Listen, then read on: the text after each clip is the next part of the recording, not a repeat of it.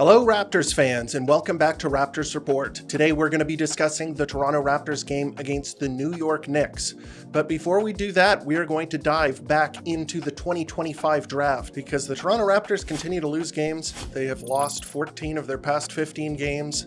So it is very natural for all Toronto Raptors fans to want to know what is going on in this year's draft. And I completely understand, my mind has gone there as well. Because when you lose a lot of games, there is a pot of gold at the end of that horrible rainbow. You get to draft highly and pick from among the best players in both college and international basketball, and get your pick of some of the gems who are going in this year's draft, because there are a lot of very intriguing prospects, a lot of guys with really high upside, a lot of players that have made their mark in college basketball and on the international scene, and have really shown that this is probably one of the best draft classes in a very long time. So if there was a year to be really bad, this is that year. And we are going to be talking about a very special prospect, a guy that I have had my eye on for a while now, a guy who has really impressed this season in college. He is a teammate of the player that I did the prospect evaluation on in my last video, Ace Bailey, Rutgers' very own Dylan Harper. Dylan Harper is a 6'6" point guard who plays for Rutgers University in New Jersey. And there's actually a little bit of a connection with the Toronto Raptors, if you can believe it. Ron Harper Jr. is the brother of Dylan Harper. And Ron Harper Jr. had a cup of coffee with the Toronto Raptors a couple of years back when the Raptors signed him after he went undrafted. And he didn't really do much with the Toronto Raptors, but he was in the Toronto Raptors farm system, played for the 905, played a couple of games for the Toronto Raptors on the big club, didn't really make a big impact and left. Both Ron Harper Jr. and Dylan Harper are sons of former NBA pro, NBA star Ron Harper Sr., who played on the Chicago Bulls alongside a guy you may have heard of, Michael Jordan. He was a teammate of his during the second of the three-peat years. His son, Dylan Harper, is a very cool prospect, five-star recruit coming out of high school, one of the most highly recruited players in his class. He has been nothing short of a phenomenon his entire high school career and now into college, and has rightfully been pegged as the #2 player in this year's draft after Cooper Flagg. And I really like him as a prospect. I think that he has a lot of really good things going for him. I think that he has the potential to be a star in the NBA. And there's a lot to like about him. The first of the things that jump out to you is his size for his position. And I've mentioned this about everybody we've talked about so far. The physical tools of Cooper Flagg, Ace Bailey, and Dylan Harper are all very good. Dylan Harper is 6'6". He is a very stocky guard, so very wide and strong, kind of like his dad, who was kind of a tough guy in the NBA. He's big and wide, kind of built like a brick. He also has very good burst. That is another really strong tool that he uses at every available opportunity. His ability to explode from a standstill, to change direction on a dime. He is really athletic in terms of his burst off of the dribble. And when you're talking about a guard, when you're talking about a player who you are looking at as a lead creator, that is incredibly important. The ability to get past your man and break a guy down off of the dribble is extremely important. And coupled with the size of his body and his physicality, he has used those two things to get deep into the paint and finish. Dylan Harper is one of the best finishers in all of college basketball, and he's not really an above-the-rim finisher, but he is one of the best guard finishers in college. And the reason for that is because he gets into the paint and he gets past his man using his explosiveness, and then he does not shy away from contact, and he uses his large physical body to absorb contact and finish. He's a very creative finisher, and he has very good footwork when he's getting into the paint. He uses a combination of things like Euro steps, change of direction, slow steps, all of the sort of tricks that you see top creators in the NBA have. He has that in his arsenal. He is a lethal slasher to the basket. Dylan Harper, once he gets into the paint, is good at creating for his teammates. He has a good drive and kick game. He has a good interior passing game. He's able to find players when they're open, find players in the corner. He is a good creator, both for himself and for his teammates. He reads the floor pretty well. So I think as a lead guard, if you're going to put the ball into the hands of a player, Dylan Harper looks like that kind of guy. He looks like the player that you would expect to be able to run an NBA offense. One of the comparisons that I think about when I see Dylan Harper at his size and with his body and with his tools is Cade Cunningham.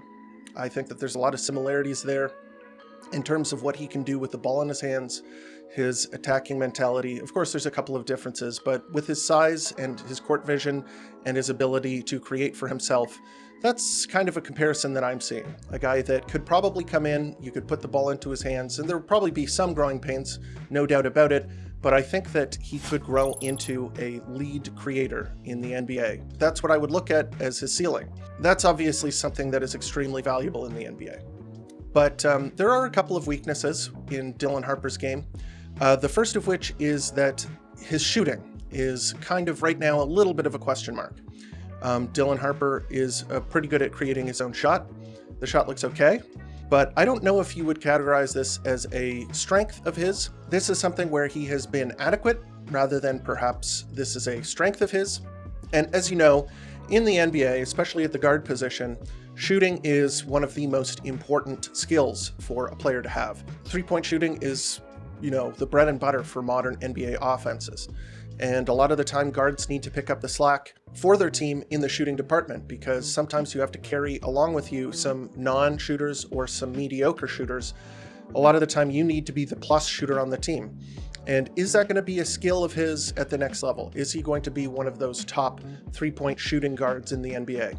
That's a bit of a question mark. I'm not exactly sure whether that's going to translate, whether he's going to get better there. I don't see why he couldn't get better there. I think that the mechanics on his shot are fine. I think that he's actually shooting a pretty decent percentage.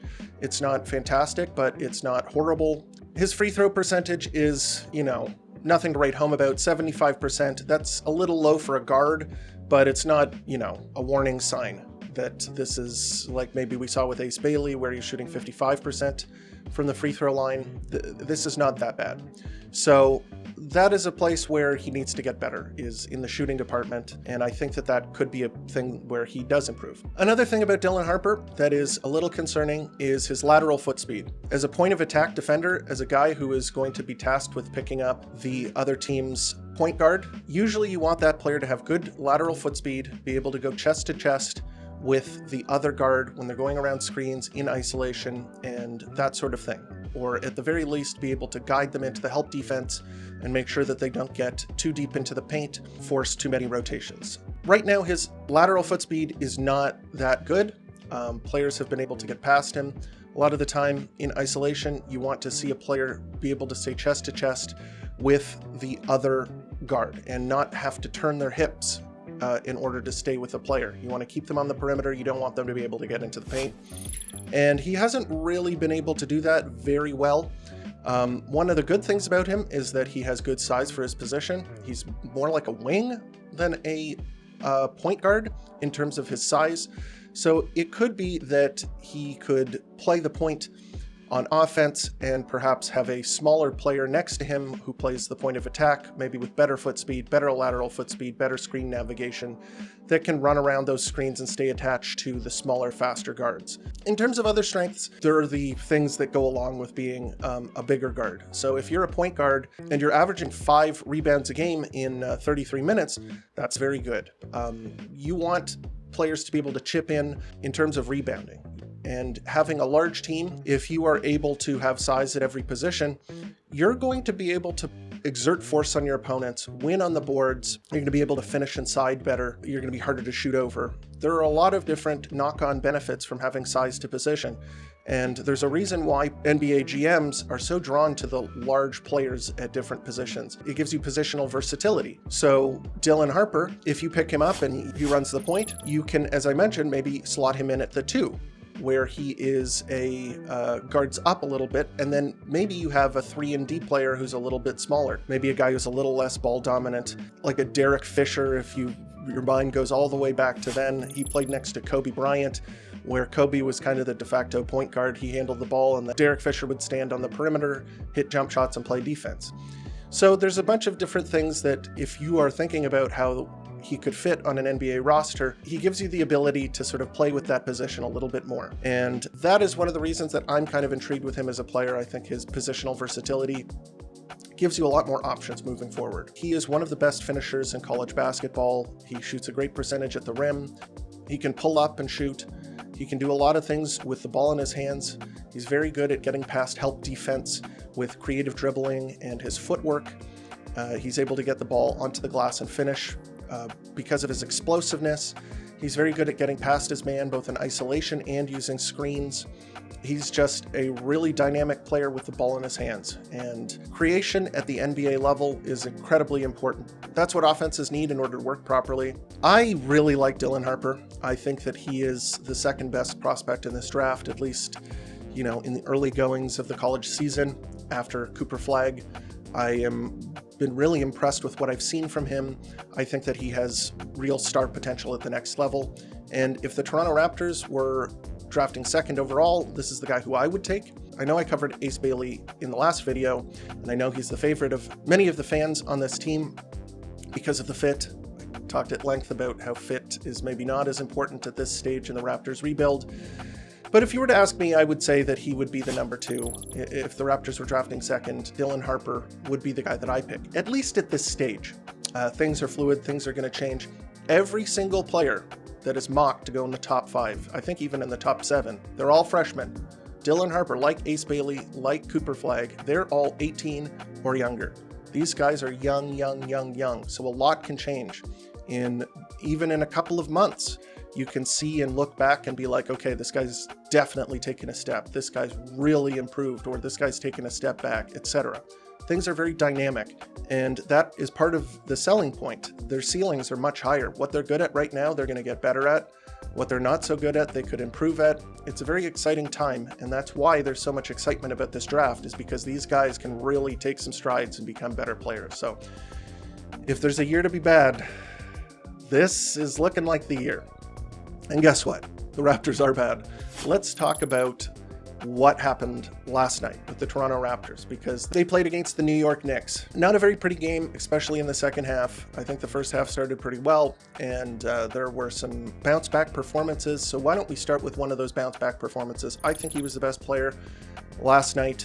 He was bringing it on both ends. He really shot the ball a lot better. Immanuel Quickley is the guy I'm going to talk about. 22 points, 3 rebounds, 5 assists, 1 steal, 1 block. It was really cool. He skied for a block in the corner. He had a really good game. His shot was on. He shot 3 of 6 from 3. He had a pull-up 3 in transition. That has been kind of his signature shot, and he isn't afraid to shoot it. And you saw why last night. He can make it rain from 3. He is a dynamic offensive player, and when he is going well, the team looks good. He had a really good game. He was actually the only starter in the positives. He was +7 for the game. The rest of the starters were underwater, and that usually doesn't matter. I don't like bringing up single game plus minus, but in this game it was true that when he was on the floor, the Raptors looked good. When he was off the floor, the Raptors did not look good. I think that things are starting to come along. I've been impressed with what I've seen from him. Prior to Immanuel Quickley, when Scottie Barnes was one of the only players on the team who could play the point and could handle the ball, it makes the Raptors' offense less dynamic. And when Immanuel Quickley is back, it gives them another look. It gives them another guy who they can go to create. And so I'm not saying that Scottie Barnes should be moved off of the ball the entire game. One of the actions that the Raptors like to use with Scottie Barnes is having Scottie Barnes handle the ball with guards setting the screen.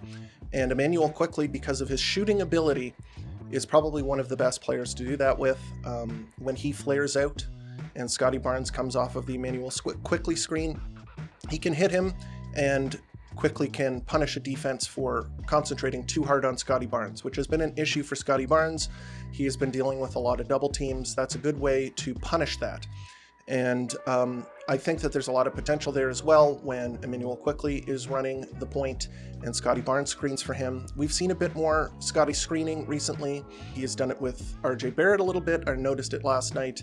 I think that Scottie Barnes can both be a guy who has the ball in the screen and roll and is a guy who screens in the screen and roll. I think that he can be involved in that play a lot. Next up, we'll go to Scottie Barnes. Scottie Barnes finished with 18 points on 7 of 15 shooting. He was 2 of 3 from 3. That's another good thing about having Immanuel Quickley there, is that he can set Scottie up for catch and shoot 3-point shots. Scottie Barnes, the difference between a catch and shoot 3-point shot and an off the dribble 3-point shot is huge for him. I think that Scottie Barnes is good at making catch and shoot 3-point shots.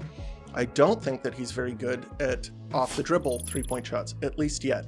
And when Immanuel Quickley has the ball in his hands, he can find Scottie Barnes, and if they are cheating off of him, he can catch and then shoot the shot, usually open shots. Almost all of the shots that Scottie Barnes took last night from 3-point range were wide open shots.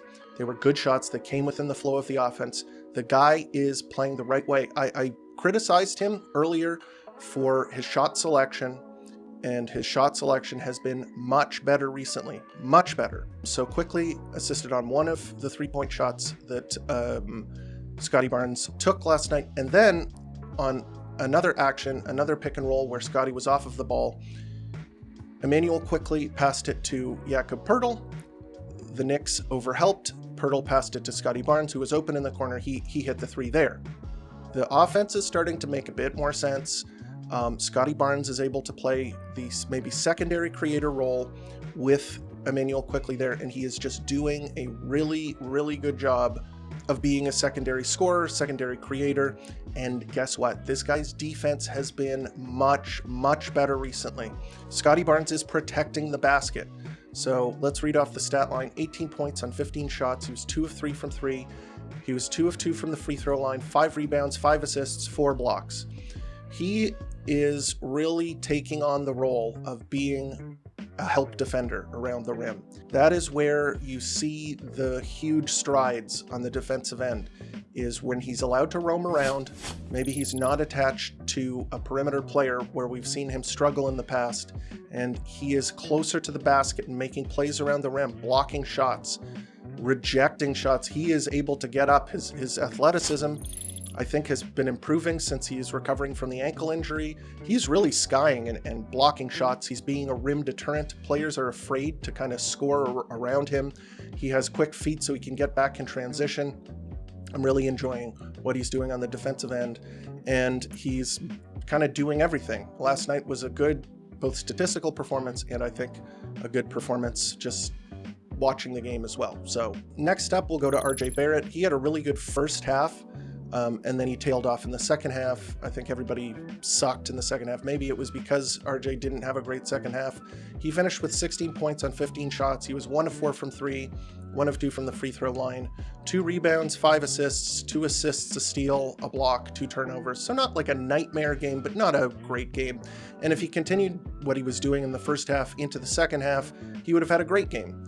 Unfortunately, OG Anunoby is a very good defender, if not the best perimeter defender in the NBA, one of. So excellent defender when you have that type of player on you. I think that RJ rose to the challenge early, and even on defense, he kind of stood up OG Anunoby when OG was trying to post up. OG is kind of turnover prone when it comes to post-ups and trying to self-create, and RJ did a good job of making sure that he didn't get going when he was trying to create off of him. So RJ has the reputation of not being a great defender, but most of that is kind of off the ball. So if you're trying to isolate against him and the person with the ball in their hands is the player he's guarding, he's not that bad. His lateral foot speed is not that bad, and he's a stocky guy. It's not like you can post him up very effectively. His issue is when he's off the ball. And with ball movement, he'll be out of position. I don't even think it was a bad defensive night from him. I think the starters in general were locked in on the defensive end, especially in the first half. They made the Knicks work. The Knicks were getting frustrated. I think it was a good first half, and then the wheels fell off in the second half, and RJ was one of those guys. So not the greatest night, but not like a complete disaster.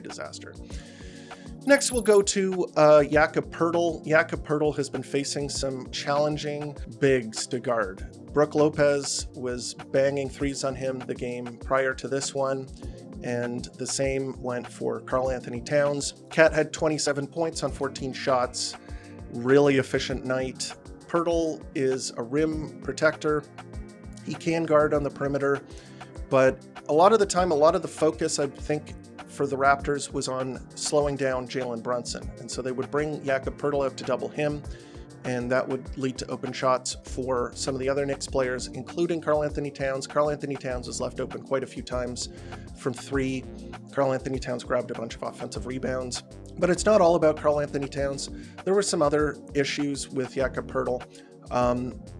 Josh Hart had a really big game, and he had 6 offensive rebounds. And that's not what you want to see. A lot of that was off of Kelly Olynyk, but some of it was off of Jakob Poeltl too. I've seen Jakob Poeltl have better defensive games, and that's really what he's in the game for, is his defense and rebounding. He almost finished with a double-double. He had 8 points on 4 of 6 shooting, 10 rebounds, 3 assists, a steal, unfortunately 4 turnovers. So not a good game from Jakob Poeltl. Probably one of his worst games of the season, because he has been so consistent for the Raptors. He doesn't have a lot of off games, but last night I'll categorize as one. I don't think he was very good. His push shot is still very reliable, but, you know, not a great game from him. Last up, and this is, I mentioned it in my last video, Grady Dick, 20 minutes, 3 points. He was 1 of 6 from the field, 1 of 4 from 3, 4 rebounds, 2 assists, 3 turnovers. Very poor game on the offensive side of the ball. I actually think his defense, this is just like grasping for straws here. His defense was not as bad as it was in the Milwaukee game. And I have a couple of theories about that. He was actually the guy who was guarding Mikal Bridges, who had a bad game, really bad game. Mikal Bridges had 10 points on 18 shots. He was 2 of 11 from 3, so a pretty nightmarish game. And Grady Dick was guarding him. He also guarded Jalen Brunson in certain situations, and he didn't have a very good game either. The reason for that, and here's what I think, okay? So Brook Lopez is one of the best screeners in the NBA, and he had a horrible defensive game because Brook Lopez sets crushing screens, and that's Grady Dick's weakness. I think he had a pretty good defensive game because Cat sets these milquetoast, really pathetic screens where he's trying to get open, but he's not creating a lot of space for the guy he's screening for. And Grady Dick was able to stay attached to his man most of the time, and he did a pretty good job tracking Mikal Bridges around the court. So good defensive night from him, horrible offensive night. He just seems like he's really struggling. I don't know if he's injured or if it's just that his confidence is low. I really think it's a confidence thing. He started off the season kind of on fire with a lot of wind in his sails, and that has kind of gone out, and he doesn't look confident anymore. His body language is poor. You can see him on the bench. He's doing soul searching on the bench. He's hang-dogging a little bit. This is an issue, and I think it's time to send him to the bench. I mentioned this last time. I think it'll be better for him. I think it'll be better for the team. I think the bench was one of the major culprits this game in terms of swinginess. Jakob Poeltl, I think, had a good defensive game. I think that he was playing and hustling hard and grabbing loose balls and creating opportunities on the defensive end. He did not make a shot. He was 0 of 5 from the field in 22 minutes, so that's not what you want to see. Bruce Brown continues to be very unexciting. He had 4 points in 21 minutes, 2 of 5 from the field. He missed a 3, 1 rebound, 1 turnover, kind of zeros across the board in terms of the other stats. You're hoping that this guy could be the kind of Swiss Army knife guy that could go and fill up the stat sheet. He's just not bringing anything. I'm not really seeing much that he is bringing to the table at this point. I hope that the Raptors cut their losses. I said maybe bring him back if he doesn't have a lot of suitors this year. Now I'm not even so sure about that. I've just been very disappointed with him. I'm not seeing it there. Kelly Olynyk played 18 minutes. I actually thought it was an okay game from Kelly Olynyk. He didn't have as many issues defensively as he usually does. I'm not going to say it's great or anything, but he was okay. Chris Boucher had the funniest game, so that he was benched until garbage time. And in 2 minutes off of the bench, when he was let back in, he baptized the New York Knicks bench. He went for 10 points in 2 minutes and just, said, hey, why am I on the bench here? Yeah, he was 4 of 4 from the field, 2 of 2 from 3, had a steal, and was great in transition. I love that. 4 minutes, 10 points. That's impressive. Ochai Agbaji started off the game really well. He was perfect from the field. 4 points, an assist, a steal in 9 minutes. And then he got clobbered by Josh Hart. He got kicked in the ribs on a rebound, and he had to leave the game. They said it was a contusion, which is, doctor term for like a bone bruise. So he got kneed in the ribs, and they're probably going to do an evaluation, see if he has any structural damage there, if there was a break or anything like that. But sending good thoughts towards him. He's the only player on the Raptors who has played in every game this season, so that would be very fitting if he were to be injured. So the Raptors had 0 82-game players. That would really just show you how injured they've been this season. I hope he recovers. In any case, that was the game. It was a tale of two halves. The Raptors were good in the first half. They were very poor in the second half. The Knicks were able to, get a whole bunch of stops and scores to put the game out of reach in the third and fourth quarters, and then it was kind of a laugher the rest of the way. The deep bench, the third stringers, brought it within respectability, so it wasn't another 15-point loss, only a 14-point loss. The Raptors play the Cleveland Cavaliers tonight. I don't know if you've been watching. The Cleveland Cavaliers have a case for the best team in the NBA.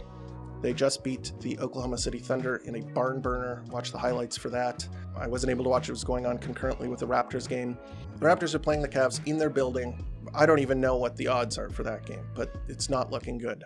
And I'm just looking to avoid embarrassment against the Cleveland Cavaliers because there's potential for that. In any case, that is the video. What do you think about Dylan Harper? Is he an exciting prospect? Is he not your choice for the Toronto Raptors? Do you like other guys better? Let me know here in the comments, and also on Twitter and Blue Sky, where you can reach me at Raps Report. Love talking to Raptors fans, try to respond to all of your comments, give you feedback, answer your questions, all of that good stuff. If you haven't already, please leave a like and subscribe because it helps the channel grow. And as always, thanks for tuning in to Raptors Report, your source for in-depth Raptors content.